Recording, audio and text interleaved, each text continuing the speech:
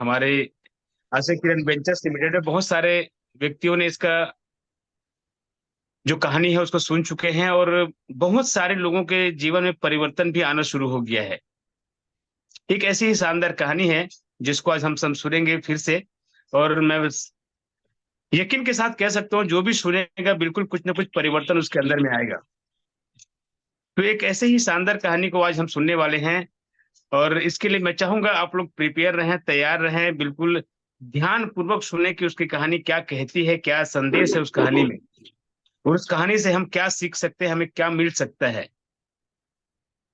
अगर आपका ध्यान एकदम रहेगा, फोकस आपका रहेगा, तो ऑटोमेटिक आप बहुत कुछ उस कहानी से हासिल कर सकते हैं। तो मैं ज्यादा समय नहीं लेना चाहूंगा, और उस कहानी को मैं फिर से सुनना चाहूंगा, क्योंकि बहुत प्रभावित किया है मेरे जीवन में उस कहानी ने।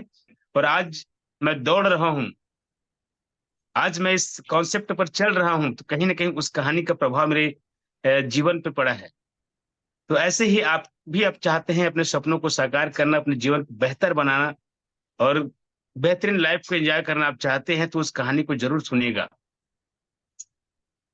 तो आज की जो कहानी है वो पेश करने वाले हैं हमारे आचार्य जी, तो मैं बड़े सम्मान के साथ उनको यहाँ पर इनवाइट करना चाहूंगा। और आप सब जानते हैं वो ऐसे व्यक्तित्व के धनी हैं, बहुमुखी प्रतिभा के धनी हैं, और इसीलिए आज वो विश्व आयुर्वेद परिषद के सर्टिफाइड मेंबर भी हैं, आयुर्वेद रत्न से सम्मानित भी है, शब्दों के जादूगर इसीलिए उनको कहा जाता है।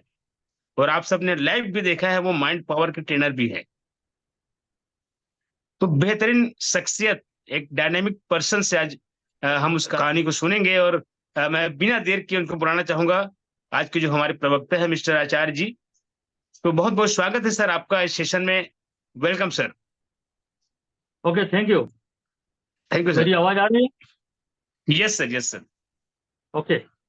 बहुत बहुत स्वागत है साथियों, आप सभी लोगों का कमांडो ट्रेनिंग के सेशन में। और आप सभी को पता है कि पूर्व सूचना के आधार पर अप्रैल माह का टाइगर ग्रुप ए समाप्त हो चुका है, और आपकी एंट्री हो चुकी है टाइगर ग्रुप बी में। और वो किस बेस पे हुआ है? आपने 1000 DP की रिपर्चेसिंग की, या गृह लक्ष्मी पैक आपने लिया। 2 दिवसीय ट्रेनिंग के लिए टारगेट है 4 ID आपको डायरेक्ट स्पॉन्सर करना है। Yes sir. ओके, 4 ID आपको डायरेक्ट स्पॉन्सर करना है। 2000 DP की सेल्फ ID रिपर्चेस करनी है। पिछले माह अप्रैल माह में केवल 10 लोगों के आसपास का हुआ है। और 2 दिवसीय ट्रेनिंग के लिए 2 माह तक लगातार आपको 4 ID स्पॉन्सर और 2000 DP की खरीदी करनी है। जो टारगेट को अचीव कर लेते हैं तो उनके लिए 2 दिवसीय ट्रेनिंग में शुल्क रहेगा 450 रुपये, जिसके बदले आपको एक अमृत रस भी दिया जाएगा। ट्रेनिंग, एजुकेशन, रहना, खाना पीना, नाश्ता सब फ्री। जो पैसा आप देंगे उसका आपको प्रोडक्ट मिलेगा। 450 रुपये लगेगा जिसने टारगेट पूरा किया है, और उसके बदले हम अमृत रस भी देंगे। ये अमृत रस आपको ट्रेनिंग हॉल में मिलेगा, जहां पर 2 दिवसीय प्रोग्राम होगा। पैसे आपको कंपनी के अकाउंट में भेजने होंगे एडवांस। जिनको भी 2 दिवसीय ट्रेनिंग में आना है उनको पैसे आपको एडवांस कंपनी के अकाउंट में भेजना होगा। फिर वहां से नाम आपका चयनित होगा, फिर आपका नंबर लगेगा 2 दिवसीय ट्रेनिंग में। अगर आपने 2 माह तक टारगेट पूरा किया है तो आपको मात्र 450 रुपये शुल्क लगेगा। जो 2 माह तक टारगेट पूरा नहीं किए हैं उनको 900 रुपये लगेगा, जिसके बदले में 2 अमृत रस मिलेगा। और जो कमांडो में नहीं है, नॉन कमांडो यानी नॉन टाइगर ग्रुप, अगर कोई बाहरी व्यक्ति जाना चाहते हैं तो उनको 3 प्रोडक्ट लेना होगा, यानी 1350 रुपये करना होगा। और उनको 3 प्रोडक्ट या 3 अमृत रस या 3 रेंजवा या एक्स्ट्रा एनर्जी या फिर तीनों मिला करके कोई भी 3 आइटम उनको मिलेगा। यानी कि कुल मिला करके ट्रेनिंग का पैसा आपको नहीं लग रहा है, खाने का पैसा नहीं लग रहा है, ना ही आपको रहने का नाश्ते का कोई पैसा नहीं लग रहा है। जो पैसा आप दे रहे हैं उसके बदले कंपनी आपको प्रोडक्ट भी दे रही है। अगर आपको 450 रुपये लगता है तो आपको 700 रुपये MRP का प्रोडक्ट मिल रहा है। 900 रुपये लगता है तो आपको लगभग लगभग 1400 रुपये का प्रोडक्ट मिल रहा है। और अगर आपको 1350 रुपये अगर आपको लगता है तो आपको 2100 रुपये MRP का प्रोडक्ट मिलेगा, और ट्रेनिंग एजुकेशन बिल्कुल फ्री मिलेगा।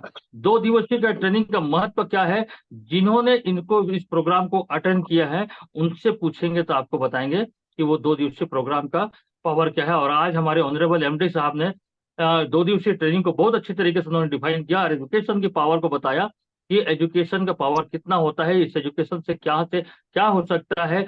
यही एजुकेशन, जो एजुकेशन आपको मिल रहा है, यही एजुकेशन आज से लगभग 5 साल पहले एमडी साहब ने भी लिया था। एमडी साहब ने भी लिया था और उस एजुकेशन को अक्षरशः पालन किया। हमने कहा कि यहाँ पर जो टाइम के पाबंद रहते हैं वो सफल होते हैं। अपने आप को समय का दायरे में बांध लिया, मैं बिल्कुल टाइम का पाबंद रहूंगा। ईमानदारी एक नंबर का, यहाँ पे अगर कोई काम करता है ईमानदारी पूर्वक तो वो सफल होता है। ईमानदारी उनके रग रग में बसा हुआ है। तो कहने का मतलब, यदि इस ट्रेनिंग को एक व्यक्ति अगर इम्प्लीमेंट करके वो कंपनी का मैनेजिंग डायरेक्टर और कंपनी का चीफ मैनेजिंग डायरेक्टर के सफर को पूरा कर सकता है, तो आप और हम क्यों नहीं कर सकते।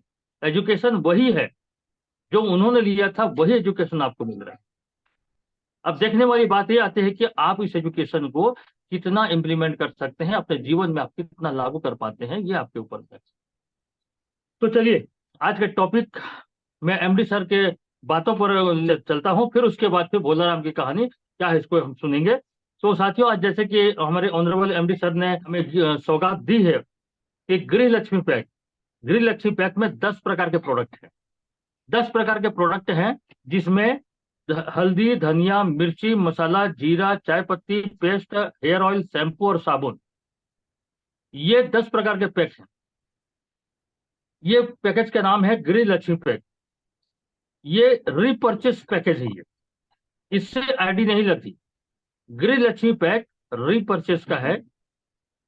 इसमें बिजनेस वॉल्यूम जनरेट होगा 200 बीबी जनरेट होगा। यानी कि अगर आप गृह लक्ष्मी पैक लेते हैं तो सीधा सीधा आपकी आईडी पे 200 बिजनेस वॉल्यूम चढ़ता है।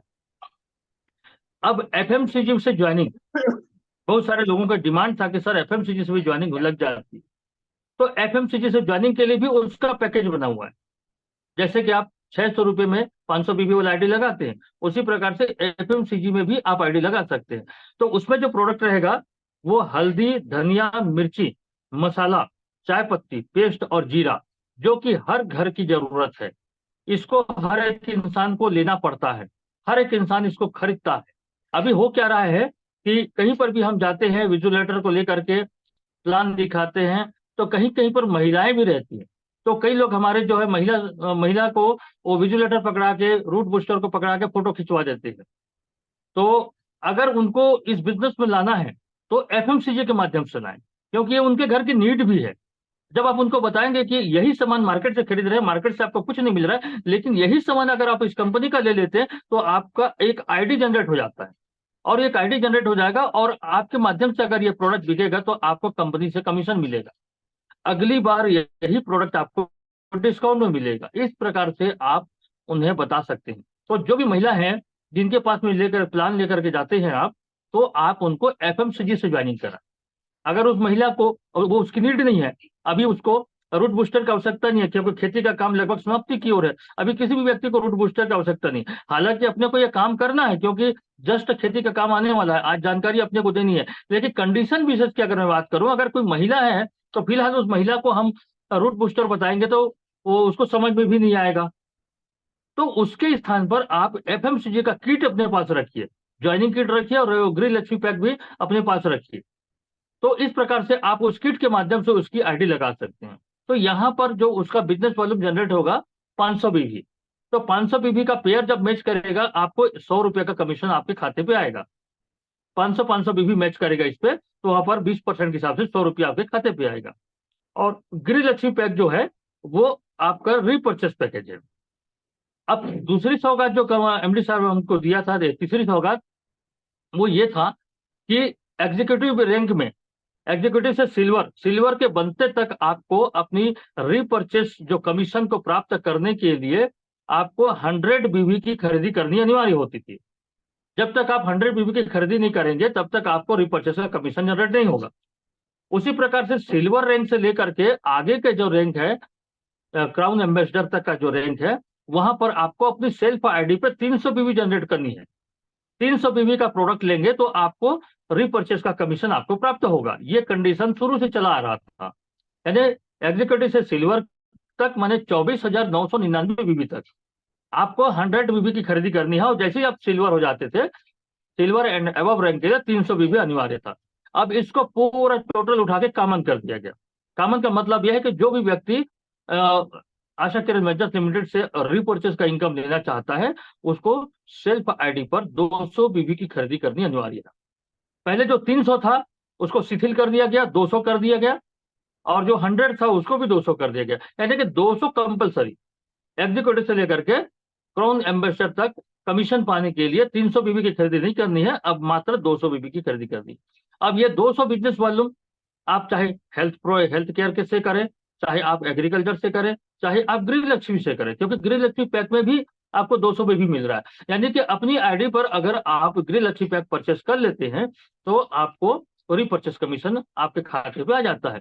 और ये ऐसी चीजें हैं, हर घर की जरूरत है, तो हर आदमी एक बार कम से कम गृह लक्ष्मी पैक अपने घर में लाए तो उसका रीपरचेस कमीशन कभी भी नहीं रुकेगा, कभी नहीं रुकेगा। दूसरा, आपको टाइगर ग्रुप में हर महीने आपको रिचार्ज करना पड़ता है, एक्सटेंड करना पड़ता है अपनी आईडी को, तो उसके लिए भी जरूरी है, तो यहां पर वो भी काम आ जाएगा। और इस प्रकार से दूसरा फायदा क्या होगा, आपको चीज आपको ओरिजिनल मिलेगा, प्योरिटी रहेगी, शुद्धता रहेगा, उसमें पौष्टिकता रहेगा।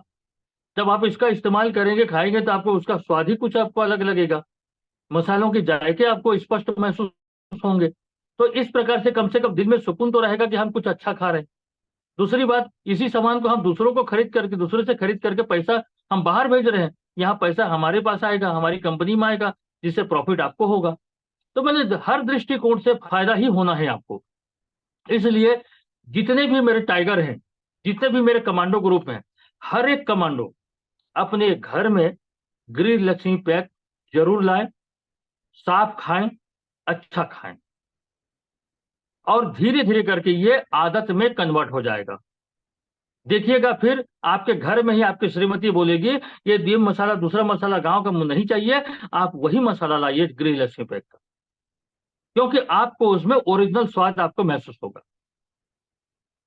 आप यकीन नहीं करेंगे, हमारे एमडी साहब भी हमारी कंपनी का ही पूरा टोटल मसाला यूज करते हैं, हम भी अपने घर में पूरा अपनी कंपनी का मसाला यूज करते हैं।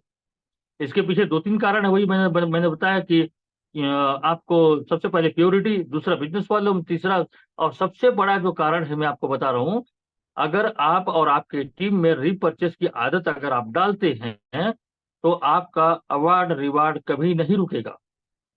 अदरवाइज क्या होगा, रीपरचेस भी 40% मेंटेन करने के लिए आपको बहुत ज्यादा ताकत लगानी पड़ सकती है, लेकिन अभी से धीरे धीरे करके आप उसको कैलकुलेट करते जाएंगे, इकट्ठा करते जाएंगे, तो जैसे ही प्लेटिनम जाएंगे तो तुरंत आपका बैंकॉक टूर या थाईलैंड टूर लग जाएगा। लेकिन जब तक आपका 40% बीबी यानी कि 4 लाख बिजनेस वॉल्यूम लेफ्ट और राइट में जब तक नहीं होगा तब तक आपका रिवार्ड फंसा पड़ा रहेगा। तो कोई भी रिवार्ड आपका न रुके। प्लेटिनम के बाद आपको 1 लाख रुपए कैश मिलना है, उसके बाद 2.5 लाख रुपए कैश मिलना है, फिर स्विफ्ट कार मिलना है, फिर होंडा सिटी कार मिलना है। तो ये सारी चीजें आपको मिलते जाएंगी, तो रिवार्ड अवार्ड के लिए बहुत काम आएगा। यानी कुल मिला करके अगर आप गृह लक्ष्मी पैक लेते हैं तो हर दृष्टिकोण से आप फायदे में रहेंगे, हर दृष्टिकोण से फायदे में रहेंगे। तो ये हुआ। और आगे चलते हैं। जिस भोला राम की कहानी, जिसको अगर आप ध्यान पूर्वक सुनेंगे, अगर ध्यान आपका स्क्रीन की ओर है और ध्यान पूर्वक सुनेंगे तो शायद एक कहानी आपको समझ में आएगा और इसके फायदों को आप समझ सकेंगे। कहानी वो इस प्रकार से जाती है, कहानी का सार जो है आपको लास्ट में पता चलेगा। कहानी इस प्रकार से जाती है कि किसी गांव में भोला नाम का एक व्यक्ति रहा करता था। कहानी को ध्यान पूर्वक सुनिए। अगर आप इधर उधर ध्यान भटका रहे हैं और हिल डुल रहे हैं या वीडियो कैमरा बंद करके बैठे हुए हैं तो आपको कहानी समझ में नहीं आएगा। कहानी को ध्यानपूर्वक समझिए। इस कहानी को मैं कई बार बता चुका हूं और हर बार इसको कमांडो को में बताया जाता है इसको, कि किसी गांव में भोला नाम का एक आदमी रहा करता था। बहुत गरीब आदमी था वो, बड़ी मुश्किल से उसकी दिनचर्या चला करता था। रोज वो काम पे निकलता, जंगल से लकड़ियां काटता और लकड़ियों को गट्ठा बना करके शहर में बेचता और उससे जो पैसे मिलते उस पैसे से अपना गुजारा किया करता था। रोज जंगल जाता, रोज लकड़ी काटता, रोज बेचता, रोज चावल खरीदता, सब्जी खरीदता, रोज रात को घर में पका खाते, दूसरे दिन के फिर रूटीन वही काम। तो डेली बेसिस पे ये काम उसका चल रहा था। घर में पति पत्नी दो ही थे। पत्नी का स्वास्थ्य हमेशा खराब रहता था, इलाज कराने के लिए पैसे नहीं थे, बहुत ही दयनीय स्थिति थी उनकी। जो भी काम वो किया करते थे, किसी भी काम में उनको सफलता नहीं मिलती थी। पहनने को कपड़े कम थे, खाने को राशन नहीं था, घर का जो छत है, बरसात में पानी टपकता था उसमें, ठंड के मौसम में कपड़े कम पड़ जाते थे, गर्मी में गर्मी ज्यादा होती थी। ऐसे तैसे करके जिंदगी को गुजार रहे थे। एक दिन रूटीन के काम से वो अपने जंगल गया, लकड़ी काटा, शहर में बेचा, राशन लिया, और धीरे धीरे करके अपने गांव की ओर लौट रहा था। तो जैसे ही अपने गांव के पास में पहुंचा, तो वहां चौराहे पर देखा कि 4-5 लोग बैठ करके चर्चा कर रहे थे। थोड़ी देर सुस्ताने के लिए उनके समीप को बैठ गया और उनकी बातों को ध्यानपूर्वक सुनने लगा।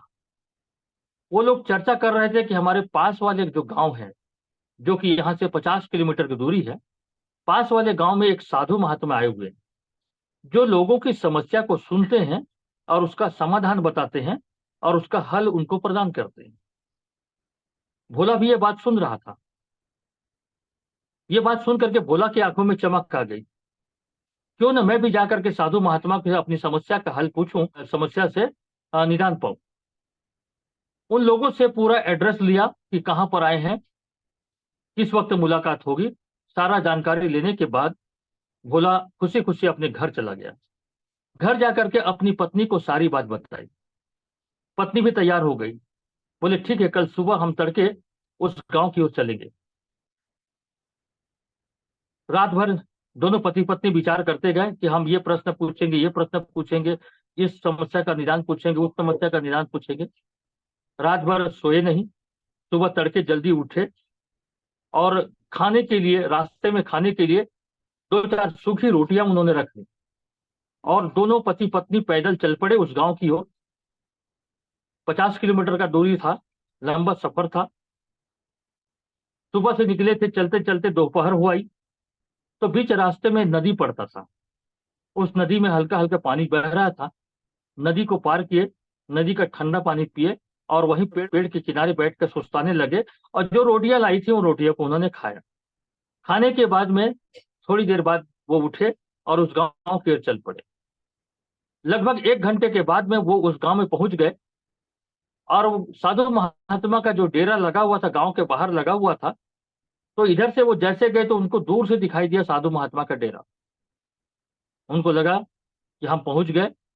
जब वो डेरे के अंदर में जा करके देखे, तो बहुत सारे लोग साधु महात्मा के सामने लाइन लगा करके बैठे हुए थे, क्योंकि बारी बारी नंबर आ रहा था। दोनों पति पत्नी उस लाइन में सबसे लास्ट में बैठे। काफी देर के बाद में उनका नंबर आया। सभी लोगों को बुलाते गए, साधु महात्मा पूछते गए, समस्या का हल बताते गए। जब इनका नंबर आया तो दोनों पति पत्नी एकदम खुशी खुशी उठे, साधु महात्मा को दंडवत प्रणाम किया और अपनी पूरी राम कहानी कह सुनाई। साधु महात्मा ध्यानपूर्वक उनकी बातों को सुने और उन्हें कहा, अभी जिस रास्ते से आए हो उस रास्ते में एक नदी पड़ता है। उस नदी में जो भी चीज तुम उठाना चाहो उठा लेना, जो तुमको अच्छा लगे, जो तुमको घर ले जाने लायक लगे, जितना चाहो उठा के ले जाना। इतना कह के साधु महात्मा दूसरे व्यक्ति की ओर मुखातिब हो गए। भोला राम और उसकी पत्नी थोड़ा निराश हुए। हम अपनी पूरी समस्या को लेकर के आए थे और साधु महात्मा ने हमारी समस्या का समाधान नहीं किया और बोले कि नदी से कुछ भी उठा के चले जाना। निराशा हुई, लेकिन जवाब तलब नहीं कर सकते थे। अनमने मन से उठे और अपने गांव की ओर वापस आने लगे। रास्ते में वही नदी मिली। तो जैसी नदी मिली तो भोला की पत्नी को ख्याल आया कि साधु महात्मा बोले थे कि जो तुमको अच्छा लगे, जो तुमको घर ले जाने लायक लगे, उस नदी से जितना चाहो उठा के ले जाना। दोनों पति पत्नी दूर दूर तक देखे, ऐसा कोई भी चीज उनको नजर नहीं आया कि अपने घर ले जा सके। वो कुछ भी चीज नजर नहीं आया कि ऐसा क्या चीज है जिसको हम, जो हमको अच्छा लगे या हम जितनी ज्यादा मात्रा में उठा करके ले जा सके। कुछ भी नजर नहीं आया। फिर निराश हो गए वो, फिर घर की ओर चले। फिर उस भोलाराम की पत्नी को लगा कि नहीं, कुछ तो बात होगी, तो क्यों ना चलो एक चुटकी रेत को उठा लेती हूँ। और एक चुटकी रेत को उठा करके अपनी साड़ी की जो आंचल होता है, साड़ी के आंचल में उसने बांध लिया और घर चले गए। दोनों पति पत्नी निराश थे, उनके समस्या का समाधान नहीं हुआ। देर रात तक घर पहुंचे, खाना वाना बनाए, खा पी के सो गए क्योंकि थके हुए थे। अगले दिन सुबह भोलाराम फिर से जंगल जाने के लिए तैयार हो रहा था। उसी वक्त भोलाराम की पत्नी भोलाराम के पास में आई और उसके पास में बैठ करके बोली, हमारी समस्या का तो कोई हल नहीं मिला, साधु महात्मा के पास गए थे, उन्होंने कहा था कि वहां से कुछ उठा लेना करके, तो मैं क्या की हूँ, एक चुटकी रेत को उठा करके लाई थी और ये आंचल में बांध करके रखी हूँ। भोलाराम तो निराश था, देख लो क्या है तो। तब भोलाराम की पत्नी ने उस आंचल की गठरी को खोला, और जैसे ही उसने गठरी को खोला, भोलाराम और भोलाराम की पत्नी दोनों की आंखें फटी की फटी रह गई। जितना रेत का कंकड़ था वो पूरे सोने के कंकड़ में बदल गया था, सोने के कंकड़ में बदल गया। अब भोलाराम और उसकी पत्नी को काटो तो खून नहीं। क्या गलती कर बैठे हम? क्यों साधु महात्मा की बातों पे हम भरोसा नहीं कर पाए? क्यों हमने उनकी बातों को हल्के में ले लिया? उन्होंने कहा था कि तुमको जो ले जाना है ले जाना, जितना चाहो ले जाना, बोले थे। कितनी बड़ी गलती हमने कर दी। क्यों हमने उनकी बातों पे भरोसा नहीं किया? वो अपनी पत्नी को डांटने लगे, अरे तेरे को उठाना ही था तो एक चुटकी क्यों उठाए, एक मुट्ठी क्यों नहीं उठाए? पत्नी ने कहा, तुम भी तो बड़ा सा पत्थर उठा सकते थे। अब क्या करें, अवसर हाथ से निकल चुका था। कितना बड़ा अवसर उन्होंने खो दिया। यही बातें होती है साथी, यही बातें होती है। जो महापुरुष होते हैं ना, वो संक्षेप में किसी बात को कह देते हैं। अब उसको समझना नहीं समझना, अवसर को पहचानना नहीं पहचानना, ये सब हमारे खुद के ऊपर रहता है। सोच करके देखिए कितना बड़ा अवसर खो दिया उन्होंने। आज यही बातें आज यही बातें दोस्तों हम चीख चीख करके बोल रहे हैं, आपको यह अवसर मिला है, आपको यह अवसर मिला, चीख चीख करके हम बोल रहे हैं, हर बार बोल रहे हैं। हमारे गणेश राम साहू सर बोल रहे हैं, हमारे तोसन लाल साहू सर बोल रहे हैं, निरंजन गुप्ता जी बोल रहे हैं, रोहित जी बोल रहे हैं, हिमांचल जी बोल रहे हैं। सभी लोग कह रहे हैं कि आज आपको अवसर मिला है। इस अवसर को अगर नहीं पहचानेंगे ना, तो हमारी भी स्थिति भोलाराम और भोलाराम की पत्नी की जैसे होने वाला है। बाद में हमको भी लगेगा, आपको भी लगेगा, क्यों हमने आचार्य जी की बातों को नहीं माना, क्यों हमने अमृतसर की बातों को नहीं माना। अवसर दोस्तों हाथ से निकलता है ना, तो सिवाय पछताने के कुछ चारा नहीं बचता। ये कहानी गणेश राम साहू सर को क्लिक कर गया है, और वो बिल्कुल इस कहानी को हमेशा अपने जेहन पे रखते हैं। और आज अगर मैं काम नहीं करूंगा तो कल मुझे पछताना पड़ेगा, तो कल मुझे पछताना ना पड़े, इसलिए दिन और रात मेहनत करते हैं, दिन और रात परिश्रम करते हैं। वो ना दिन देखते हैं ना रात देखते हैं। आज तोषणलाल साहू अपने घर परिवार को छोड़ करके 300 किलोमीटर दूर जाकर के काम कर रहे हैं। ये जुनून और अवसर को पहचानना। इसी के साथ में एक छोटी सी कहानी और बता रहा हूं। बिल गेट्स का नाम सुने होंगे आप लोग। बिल गेट्स दुनिया का सबसे अमीर आदमी। एक दिन किसी फंक्शन में एक पत्रकार ने, एक महिला पत्रकार थी, महिला पत्रकार ने बिल गेट्स से पूछा, सर आपकी कामयाबी का क्या राज है, आपके अमीर बनने का क्या राज है? बिल गेट्स ने अपने कोट की जेब से एक चेकबुक निकाला और उसके सामने रख दिया, तुमको जो अमाउंट भरना है भर लो, तुमको जो राशि भरना है भर लो। तो महिला पत्रकार घबरा गई, अरे सर सर सर, आप मेरी बातों का बुरा मान गए, मेरे कहने का मतलब वो नहीं है, मैं आपकी कामयाबी का राज जानना चाहती हूँ। बिल गेट्स ने फिर से वही कहा, तुमको जो राशि इसमें भरना है भर लो। महिला को यह समझ में आया कि मैं उनकी कामयाबी का राज पूछ रहा हूं तो राज नहीं बताने वाले हैं, बल्कि उसके बदले भले पैसा ले लो लेकिन राज नहीं बताऊंगा। ऐसा उस महिला पत्रकार ने सोचा मन में। तो महिला पत्रकार ने फिर से कहा, सर मैं, मुझे पैसे नहीं चाहिए, मैं सिर्फ आपके कामयाबी का राज जानना चाहती हूँ। बिल गेट्स ने कहा, मैं वही तो बता रहा हूं, अभी अभी तुमको विश्व की सबसे अमीर महिला बनने का अवसर मिला था, अभी अभी तुमको विश्व का सबसे करोड़पति मतलब अरबपति महिला बनने का अवसर मिला था, और यही काम मैं नहीं करता। यानी मेरे पास अगर अवसर आता है तो मैं हर अवसर का फायदा लेता हूं। आज तुम्हारे पास अवसर था, अभी विश्व के सबसे करोड़पति सबसे अरबपति महिला बन सकती थी, लेकिन मौके को तुमने चूक गया, और ये मौका मैं कभी नहीं चूकता। मैं हर मौके का फायदा उठाता हूं। यही है मेरी कामयाबी का राज। कितना सटीक उत्तर था। और यही दोस्तों हम लोग चूक कर जाते हैं। जब अवसर आता है तो हमारे शरीर में अलाली आ जाती है, आराम की जिंदगी आती, कंफर्ट जोन में रहना चाहते, मेहनत करना नहीं चाहते, किसी और चीज को प्राथमिकता देते हैं।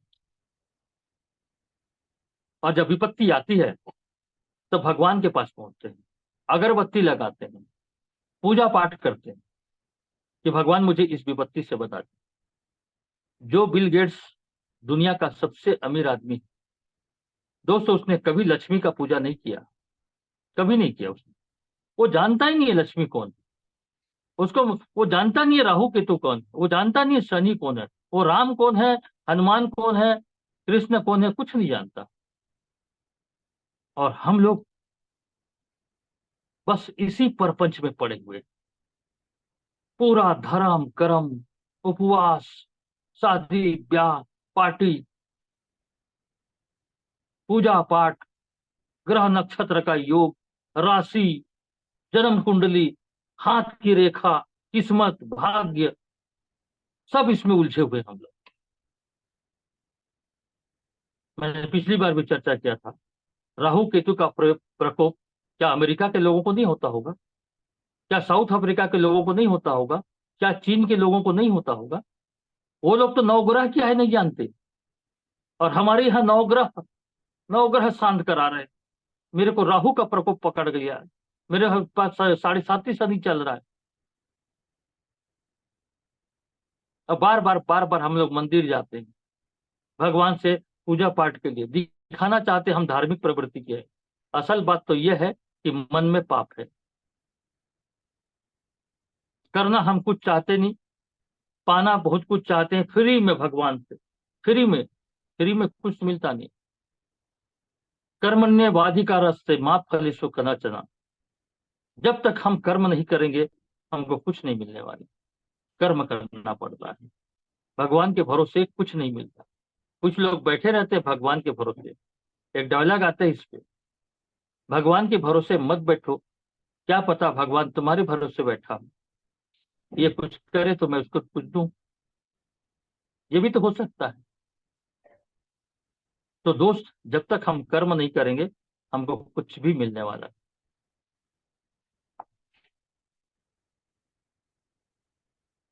आज सुबह सुबह एमडी सर की बातों को आपने सुना होगा। उन्होंने संक्षेप में एक बात कही थी जिसे मैं थोड़ी देर पर सुबह के सेशन में डिफाइन भी किया था, कि गाय अगर खूंटे से बंधी रहेगी तो मालिक उसके चारा पानी का व्यवस्था भी करता है।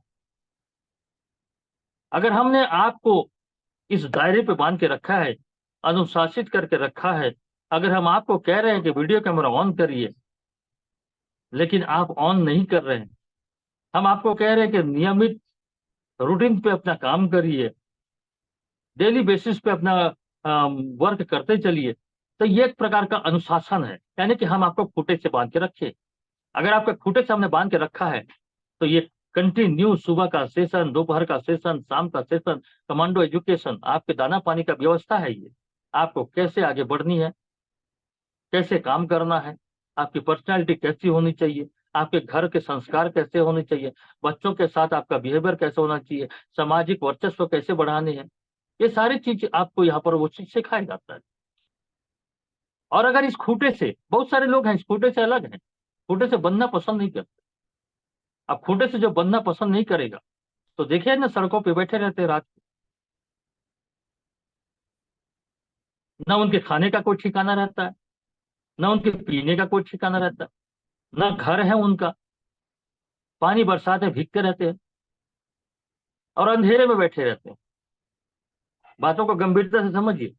ना उनके खाने पीने का ठिकाना है, ना रहने का कोई ठिकाना है, और अंधेरे में बैठे रहते। उसकी वजह से कई लोग एक्सीडेंट होकर मर जाते हैं। बात की गंभीरता को समझिए।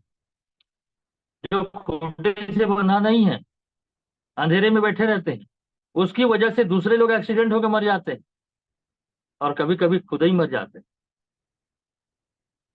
ये प्रकृति का रूल लागू होता है हर जगह। उन्होंने संक्षेप में इस बात को कहा। अब पता नहीं कितने लोगों ने इसको समझा, कितने लोगों ने नहीं समझा, मैं नहीं जानता, लेकिन बहुत गहरी बात उन्होंने कर दी। इसलिए दोस्त, अपने आप को खूंटे से बंधवा लो। खूंटे से बंध बंध बंध जाओगे तो मालिक तो बैठा है ना, आपको तो देगा दाना पानी वो, आपका ख्याल भी रखेगा, आपको रहने के लिए घर भी मिलेगा, पानी बरसात में आपकी हिफाजत होगी, सुबह खाना मिलेगा, शाम को खाना मिलेगा। तो इतनी गंभीर बातें उन्होंने करी। तो यही होती है साथियों, महापुरुष की जो बातें होती है ना, वो सार गर्भित होती हैं और संक्षेप में होती है। वो समझने वाला होना, माइंड होना समझने के लिए। जैसे कि वो साधु महात्मा ने संक्षेप में किस बात को कह दिया। बिल गेट्स ने भी उसी बात को दूसरे अंदाज में कहा। अवसर हर एक इंसान के जीवन में आता है, लेकिन अवसर को पहचान नहीं पाते। आज भी हम आपको कह रहे हैं, आज भी Asha Kiran ventures limited, बरछा forum, और आने वाले समय में जितने भी प्रकल्प बरछा फोरम के होंगे, अभी तो बरछा फोरम का सिर्फ एक पत्ता खुला है। बरछा फोरम का सिर्फ एक पत्ता खुला है अभी, 51 पत्ता शेष है। जब जिस दिन 51 पत्ता खुलना चालू होगा तो देखना क्या क्या होगा आपके साथ में। लेकिन इन सब चीज का लाभार्थी कौन होगा, इन सब चीज को प्राप्त कौन करेगा? जो टिका रहेगा, जो शुरू से लेकर आखिरी तक हमारे साथ चलता रहेगा, टिका रहेगा, उसी को ही सारी चीजों का लाभ मिलेगा। और जो बीच में ड्रॉप कर दिया, जो बीच में छोड़ के चला गया, तो फिर वो ऐसे लोगों को हमने एक नया नाम दिया है, भटकेश्वर महादेव। जो भटकते रहते हैं उनको हमने नाम दिया है भटकेश्वर महादेव। मैं नाम किसी का लेना नहीं चाहूंगा। एक व्यक्ति है जो मेरे ख्याल से ऐसा लगता है कि कम से कम 80-90 कंपनियों को ज्वाइन किया होगा वो। उसके बाद आशा किरण वेंचर्स लिमिटेड में आया, यहां से फिर भटक गया। भटकने के बाद में वो एक तो लोन वाली कंपनी को करने लगा। अब मुश्किल से 1 महीना नहीं हुआ है, एक दूसरी कंपनी में मैंने उसका स्टेटस देखा, और उसी दिन मैंने उसका नाम रख दिया भटकेश्वर महादेव। ऐसे बहुत सारे लोग हैं, कुछ कुछ लोग भटकेश्वर महादेव है, तो कुछ लोग भटकासुर हैं। तो इस प्रकार के लोग भी मिलेंगे। तो अपने को भटकेश्वर महादेव नहीं बनना है। एक जगह पे आ गए हैं, यहीं पे जीना है, यहीं पे मरना है, और यहीं पे अपने करियर बनाना है, यहीं पर अपने सपनों को पूरा करना है। और ये जगह आपको जो मिला है, आप स्टाम्प पेपर पे लिख के ले लीजिए मेरे से, पूरा वर्ल्ड को छान मारिए, ना आपको आशा किरण जैसी कंपनी मिलेगी आपको, और ना ही वर्षा फोरम जैसी कोई संस्थान आपको मिलेगा। यहाँ हम धीमी गति से आगे बढ़ रहे हैं, धीमी गति से। एकदम से हाई फाई बढ़ गए और दन से गिरे, और ऐसा गिरे तो उठने की हिम्मत नहीं। तो ऐसी जगह से काम करने से भी कोई फायदा नहीं। आज हमारे एक एक आदमी, एक एक आदमी, एक एक पायदान चल रहे हैं, एक एक पायदान चल रहे हैं, और एक एक कदम हम मजबूती से उठाते चले जाए। अभी हमारे टाइगर ग्रुप में 50 लोगों का ग्रुप बन चुका है। अब ये 50 का जस्ट हम इसका डुप्लीकेशन करेंगे, और ये 100 में कन्वर्ट, 100 का फिर 200, 200 के बाद 400, ऐसे करके हमारे लोग आते चले। बस इतना है, आप क्या करिए, खूंटे से बंधे रहिए, खूंटे से बंधे रहिए। इसको मैं दूसरे रूप में भी कहता हूँ, अंगूर का गुच्छा, अगर गुच्छे में रहेंगे कीमत 150 रुपये रहेगा, और गुच्छे से अलग हो जाएंगे 60 रुपये किलो में बिकेंगे। अब गुच्छे में रहेंगे तो आपका कीमत 150 रुपया हो जाए। तो साथियों, आज के लिए इतना ही। अगली बार हम किसी और टॉपिक को लेकर आएंगे। ओवर टू गणेश जी।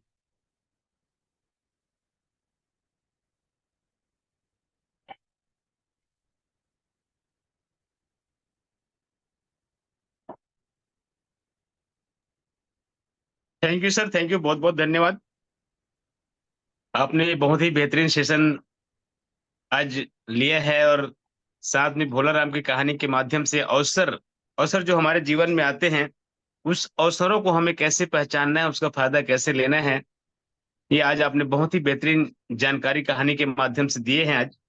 और मैंने पहले ही कहा है कि मेरे जीवन में अगर परिवर्तन आया तो उस कहानी की वजह से ही आया है, और आज मैं इस अवसर का भरपूर फायदा उठा रहा हूँ। तो मैं अपने सभी साथियों से यही कहना चाहूंगा कि आपके जीवन में जो अवसर अभी है, इस अवसर को आप पहचानिए। और जिस तरह से सर ने कहा है, हमारे ऑनरेबल एमडी सर जी ने, कि खूंटे से बंधे रहने से ही आपकी सारी व्यवस्था होती रहती है, उसी तरीके से आज हम जिस खूंटे से बंधे हैं आशा किरण वेंचर्स लिमिटेड में, यह हमारी सारी व्यवस्था कंप्लीट है। सिर्फ हमें उसके आदेशों का पालन करना है, उस सिस्टम के साथ अपने को चलना है दोस्तों। तो ये एक बहुत बड़ी अवसर है जो हमारे जीवन को पलट के रख सकता है। तो पहचानिए अवसर को, और जो सिस्टम कहता है, जैसे कि मिशन 11 अभी बना हुआ है, इस 11 के आधार पे अगर हम अपने आप को चलाते हैं, रेगुलर बेसिस पे अगर चलाते हैं, तो वो दिन दूर नहीं जिस दिन हमारे सारे सपने पूरे होंगे। और जैसे कि सर ने आज कहा कि अभी तो बर्छा फोरम का एक पत्ता खुला है दोस्तों, एक पत्ता खुला है, 51 पत्ते बाकी हैं। उस 51 पत्ते का अगर हमें फायदे उठाने हैं, तो हमें इस लायक बनना पड़ेगा, हमें एक लीडर बनना पड़ेगा।